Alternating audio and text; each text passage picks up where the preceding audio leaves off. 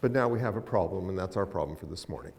And our problem is that the word mindfulness has about as many uses as the word self-regulation. And you know that Jeremy did that study for us a couple of years ago, and he found 447 different uses of self-regulation, which he narrowed down into 6 concept families. And if you don't have that, it's a very good paper, then we can make that available. And I suspect that we could do exactly the same thing with mindfulness. I suspect that we could run a study and come up with hundreds of different uses, but that we could narrow these down into 6 basic concept families. So that's what I wanted to talk about, the 6 basic meanings of mindfulness. Take you through them. And my point in doing this, that prayer that you heard this morning, that was a classic mindfulness prayer, right? I was dying. I was so sorry that she left early because I wanted to ask her if the part about insects included black flies. I suspect it does, actually. Mosquitoes and black flies are probably in there too. But it's a reminder of what is troubling about the Dalai Lama's quotation, because that is a culture in which children are exposed to a certain form of mindfulness, and he calls it, the Dalai Lama calls it mindfulness, and it's, if you've seen those pictures of Tibetan children all praying, all doing meditation, well, that's part of their culture, and it really works for their culture, but it's not part of our culture. And that Mohawk prayer, I mean, just think about it, right? The children are, they're saying this communal prayer every day. Oh my God, what a wonderful mindfulness program. And so we have to find ours that are culturally relevant, resonate in such a complex society as we have today. So that's a challenge. So let's call self-reg is going to be the secular form of mindfulness. I gave I don't know if the Peterborough guys are here. I gave an interesting talk there last year, and we're working with Peterborough Catholic. And one of the priests came up to me afterwards, and he was very, he loves the concept, but he was anxious because, he said to me, how can how can I go and tell my families that I want them to do what is essentially a Buddhist practice? So it was a very interesting remark, first of all, because mindfulness cannot be equated with Buddhism. So we'll get to that. But secondly, the original mindfulness experiments, neuroscience, you know the priest I mean, right? At the original experiments were done on Catholic nuns saying the rosary, which is an incredibly strong form of mindfulness. So we have these practices which families can resonate with, and those are the ones we want to tap into, right? Not that, and that's why we see things like these explosions of social unrest, anxiety about, that thing that happened in Ottawa last year, where they had to stop the yoga program because you're trying to proselytize, which was not in fact what they were trying to do, but that's a real anxiety that families have. So whatever we're doing in self-reg, whether we're working with parents one-on-one or working through our schools, we have to find those regulating practices that they can resonate with, that intuitively make sense to them, that they know that this is tapping into ancient wisdom.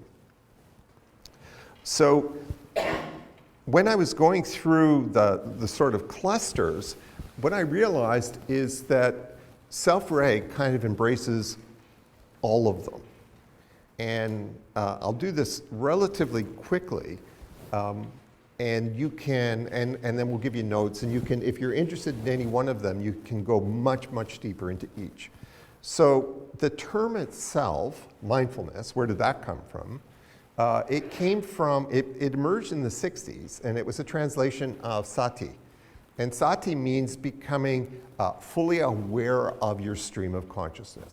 The classic example of this is somebody asked me just recently if I was related to Sri Sri Ravi Shankar. And no, I'm not.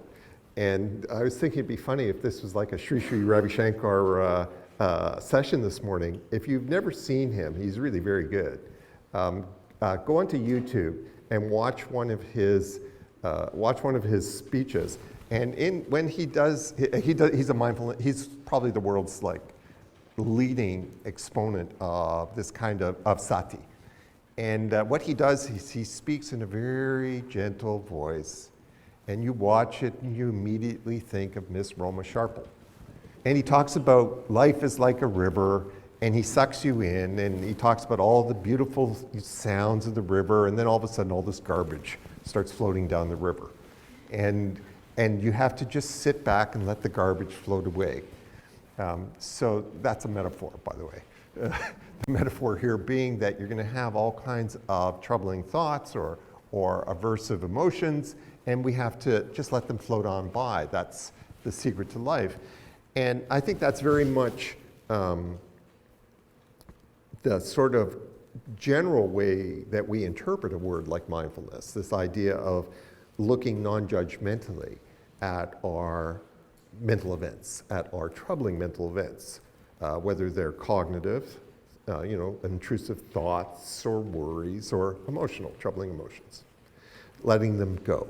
Don't expand energy on them. But the original reason why mindfulness took off was because of a discovery that Nathaniel Kleitman made in the 1960s. And it's a very interesting discovery, and it's important for Self-Reg. Each of these is going to be important for us in one way or another. And what he discovered was, you all know about the REM sleep cycle, yeah? Well, what Kleitman discovered was, in fact, that is that's a 24-hour cycle. It's called the Brack cycle, and now we know that this is a fact. And the idea here is that what you see during sleep, that 90-minute,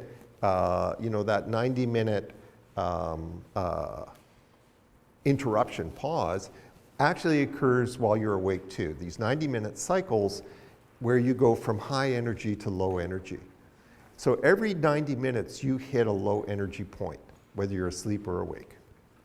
And when you hit that point, you get all kinds of signals telling you that you need to do what Betty was talking about.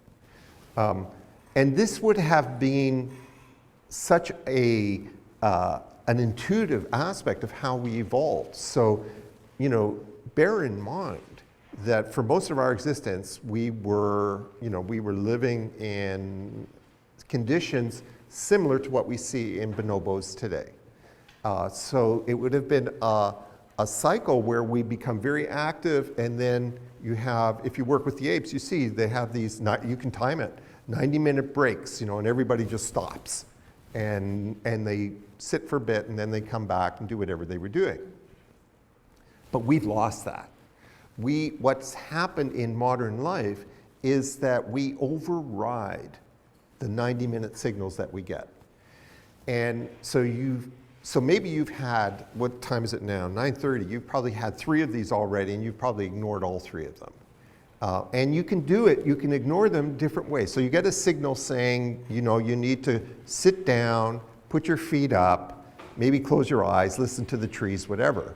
But instead, what do? Well, you put on the radio, or you have a coffee, or you check your email. And so we're constantly overriding, we constantly override our 90-minute cycle. And if you look at children, if you're a teacher or parent, you know exactly what happens if you override 6, 7, or 8 of these cycles.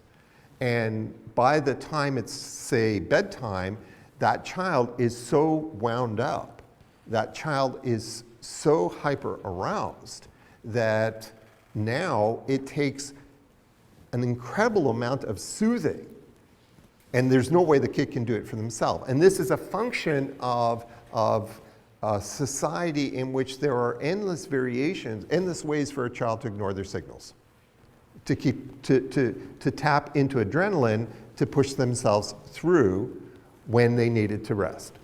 So the idea, the original 1960s version of mindfulness was to take these breaks. And so you could have something like today, we have apps to do this. where you can set your app, try to match it onto your cycle, and it's quite interesting. Like, I actually use one of these. It's quite interesting how I can override, in my case, I override my signals. You know what I mean by signals, right? So I override my signals by work. I can, by concentration, but remember that what's fueling concentration is adrenaline and cortisol. I need energy to do this because concentration is a full body phenomenon. So what happens is I can push through these and I can do this for 3-4 hours. In the old days, I could do it for 12 hours and then pay the big price. Now I can do it for 3-4 hours and I still pay a big price. So I use this app and I set it for 90 minutes, and then I will literally stop what I'm doing and I do some, which I'll get to in a second, I do some exteroception exercises just to get back into that cycle to allow my natural restorative functions. Can I talk like this? Is it okay? To allow my natural restorative functions to at least partially restore me, because I'm burning. Okay. So the idea, the original idea, this is meaning number one, was that we do something like yoga or whatever works for you, taking a walk, and you force yourself into this rhythm so that even if so that you will get at least some restoration and recovery. What's quite extraordinary is how, if you do this systematically, the first time you do it, you won't notice anything, right? You'll just be annoyed because I was right into it. But if you continue on it for a week or two, it's quite interesting to see very subtle changes in, for example, the quality of your sleep, in your mood, in the fact that you're waking up in the morning and you actually believe what she said in her prayer and you're not just saying the words. So that original, the reason why that original version of mindfulness took off is because it actually does work.